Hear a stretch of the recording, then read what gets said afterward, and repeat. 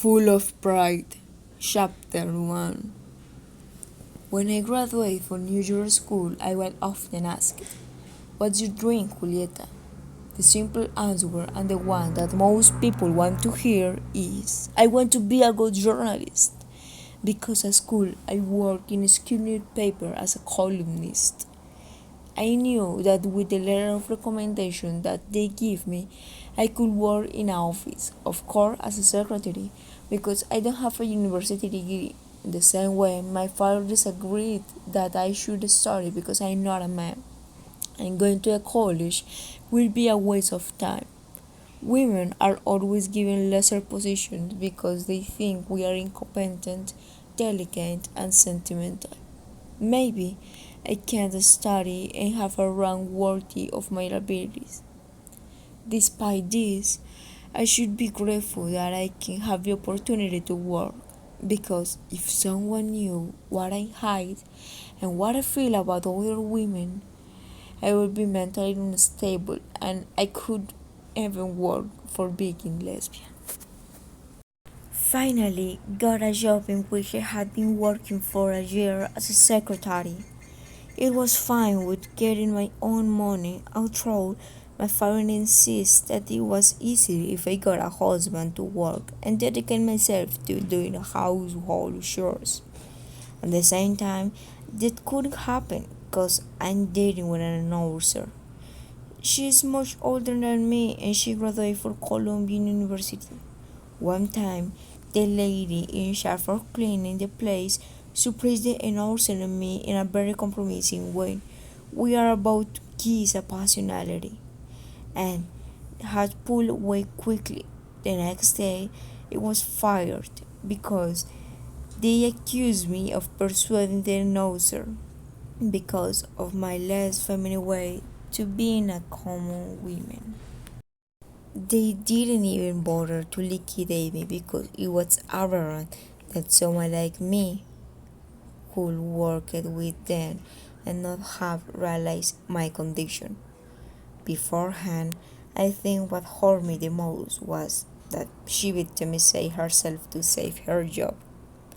In the office, they even took the time to come to my house and warn my parents about who I really am. No wonder, since they still had my personal data, they could easily range my address. I was afraid this would happen to you, since you didn't accept to marry the city doctor who used to visit at home, said my father, following me, grabbing my hair very hard to hurt me. He was much older than me, more than 50 years. I didn't want to depend on him, and I knew I could get a job with a letter of recommendation from school. I'm trying to explain with my voice almost trembling on a verge of tears. After he slapped me, I ended up on the floor because of the stronger impact.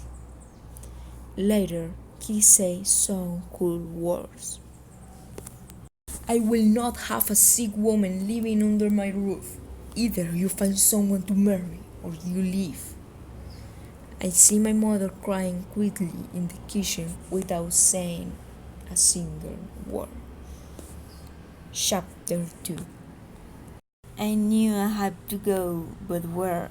I know that everything is extremely expensive, and with the money I have, I could only afford to live in the following two options: Hell's Kitchen with the Latinos and Puerto Ricans, or in the Bronx with people of color. However, none of these loops seem safe. I also do not know if I will be a social welcome to the communities.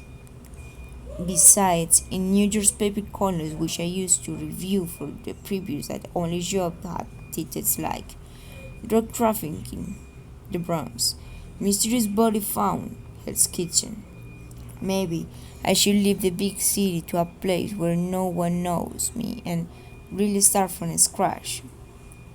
As I organized my bags and tears because I had no place to live, I have to get away from my mother, my father till I was sick, and I lost my job, all because I have not been able to love a man as a common woman would. I look sideways, and without one foot outside the place where I grew up for 20 days, I feel nostalgic to see the house I call home for a long time, even though it always feels empty. Endless. I start walking the roads of a cool city, and I don't mean for just the weather with too much wind and clouds, which I like to accompany with a hot chocolate. For the coldness for the people who live in it.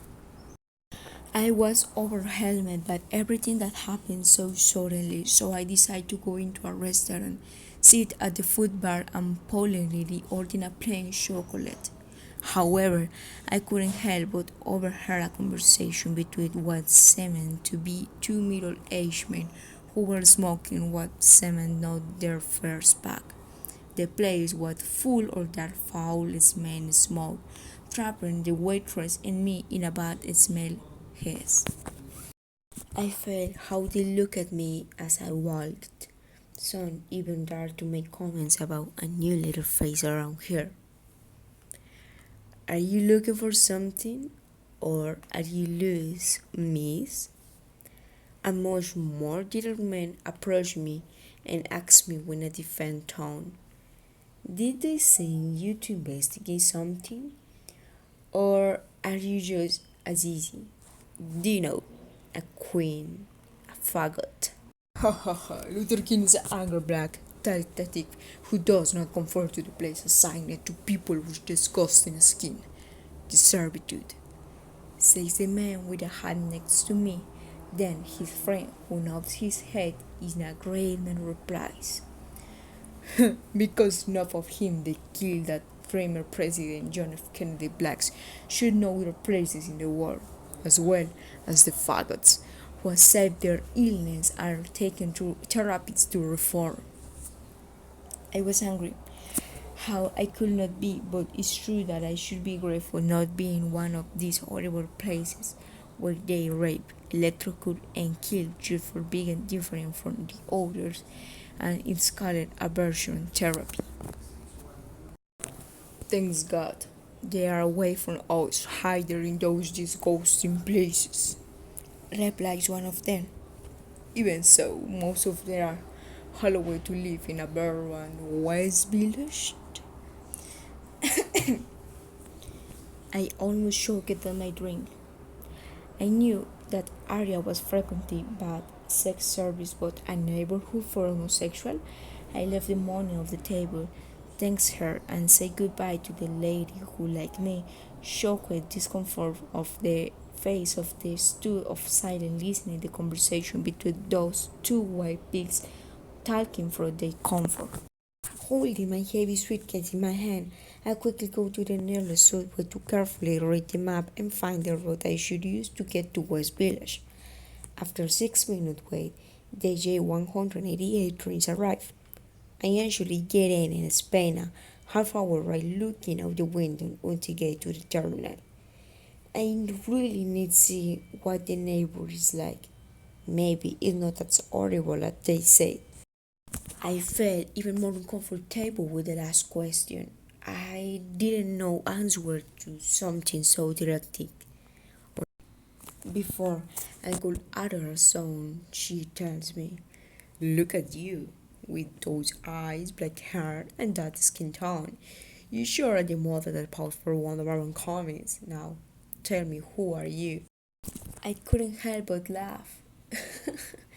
It had been a horrible day, and she was able to get the first smile out of me. "I'm Juliet. Nice to meet you. I want to find a lease in the neighborhood, something not too expensive since I don't have much money. And I really need to look for a new job." "Oh, sorry. I didn't ask you. What's your name?" As I was talking to her, I could notice how she was telling me up and down, including my suitcase. You can call me my superior. I can introduce you to a person who can rent you an apartment. It's going to be 7 o'clock already, so it wouldn't take a long to. Chapter 3. It's been 2 months I haven't spoke to my parents. I got a job in a butcher shop in the neighborhood since no other new bureaus have offered me a job. However, I haven't stopped looking for a job in the hope of better pay. Otherwise, I wouldn't be able to pay the rent. I have been living in a small but comfortable apartment which I rented in the West Village, specifically in Christopher Street, which is a street where Marsha P. and the girls live. That is she called a group of men and women who goes out to work every day and live in the same building. The girls have a unique way to begin and dressing. Each one show themselves the way they want. Of course, I will prefer to walk around their clothes. They are not tied to my body like the shirts and pants that men wear, but I prefer to be discreet and wear clothes according to my gender, unlike them. That way, at least I can travel in a subway without being violent. The girls have a unique way to begin and dressing. Each one show themselves the way they want. Of course, I would prefer to walk around with the clothes that are not tied to my body, like the skirts and pants that men wear, but I prefer to be discreet and wear clothes according to my gender, like them. That way, at least I can travel in the subway without being violated. Like, I went to walk to her and find out how she was doing, and she told me that it was not the first and certainly not the last time that situation like that would happen. And everything that society hates, and a black skinned faggot who dresses like a woman, if homosexual like you are hidden, stick to the roots, get kicked out to their homes, and they are employed. What about me? What about all of us? Maybe, maybe she's right. I have been hiding when all this time what I should have been doing is being proud of who I am. Society is the one that is grown and not me. Chapter 4. It's been a year since I decided to be me and still work as a butcher. Not a good job if I want great pay, but I was never judged if I wear my hair short or my t-shirt has button or not, unlike other jobs. These are little things that have made me happy. However, the pie is not enough to pay the rent, so I live in an apartment of Marshall P. and her friend Silvia Rivera, who give housing to homeless people for being homosexual and come to this street to serve safety. A great example is Rose, a woman 2 years younger than me who screamed for an nunnery to seek freedom, and we fell in love even since we met. I also become close to the group of the girls. It seemed that even with the great clouds that everyone carried, everyone was bright. Let's go out tonight, drinks are on me, I said excited. I want to share with my friends, share with my girlfriend. Stonewall in, baby. Tonight's going to be awesome, and we are doing ultimate we get completely treasured. Everyone make comments and are excited like me. Of course, we will go to Stonewall since it's the only place where they serve us alcohol and they don't care who we dance with, who we make out with, or how we look. Night come really quickly, and I wear my best suit to dance, even though I knew the place wasn't the most luxury. Sylvia told me that they pay to the cops, so don't get sued for sanitization or for serving us alcohol.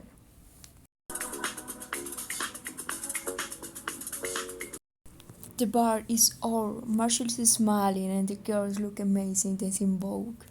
Rose and I are talking and Sylvia offered us some blowjob jobs. The magical night was going perfectly. Everyone against the wall, show your ID. You are all here illegally. You must leave the place. Now! The authoritative voice of the coach echoes across the bar. The music stopped, the lights turned on, blinding us, and then uniformed guys come in to search us and do one of their usual rites. One by one, they leave the bar after showing their identification, except if the skin color is black or the gender of the piece of plastic is not one corresponding to the clothes we are wearing. Rose come out, but they push we aside. We were surrounded by the police as if we had committed the worst crime. Marcia already used the constant discrimination and arrest. Did not respond to the insults. She didn't refuse how they pushed her abruptly to the street. She even remained silent when they violently shoved her into a patrol car. Everyone in the street only watched with fear and only ducked their heads so they would not be taken away too. I'm angry. We are not refusing to cooperate. Leave us alone.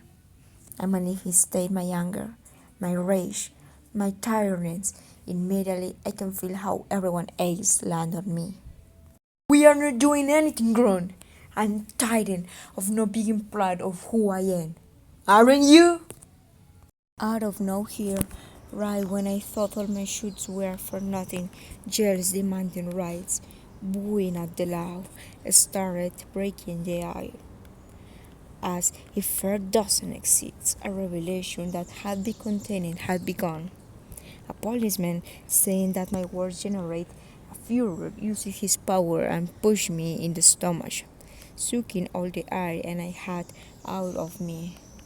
Rouse grabs a brick, throws it at one of the patrol's car, and one of the windows breaks. Chapter 5. After the shooting anger, the riots in the street, the cops quickly looked themselves inside the bar for shelter. We won? It felt like a dream in which we have the power for the first time, a power to fail, to love, to be, and to remake history, a history that now belongs to us. We spent the night outside. Some people left and come back with even more people and even seeing demanded to receive rights that we had even been deprived of. The cops were realized a few hours later as we almost set the building on fire. When we let them out, they couldn't do nothing but leave us together. We were much stronger than them, and they have not. They have to leave. Yes, we won. We spent for the next 4 days with chants, lyrics, and shoots that caught the attention of the media, who listened that what we had to say, to consolidate what happened in the demonstration, and that today we have voice that wants to be here. Activists like Marshall P. Simeon, among others people like me, founded the Gay Activist Alliance to ensure basic human rights, dignity, and freedom. This is how we inevitably gathered the political attention of the country, and we managed to be the consideration citizens with the same rights and opportunity as any other civilian. Also, the abuse toward us for the fact to being homosexual or trans will be intolerated because it is an act of homophobia or transphobia. 1 year later. Are you okay, honey? Rose. The love of my life looked at me with her signature honey eyes and filled me with complete love as we hold hands at the march down 50th Avenue in New York City when other 10,000 fearless people following the pride. We represent the commemorate and celebrate that happening a year ago in Stonewall and what we had accomplished to this day. I woke up, her give her a sweet kiss and replied, I couldn't be happier.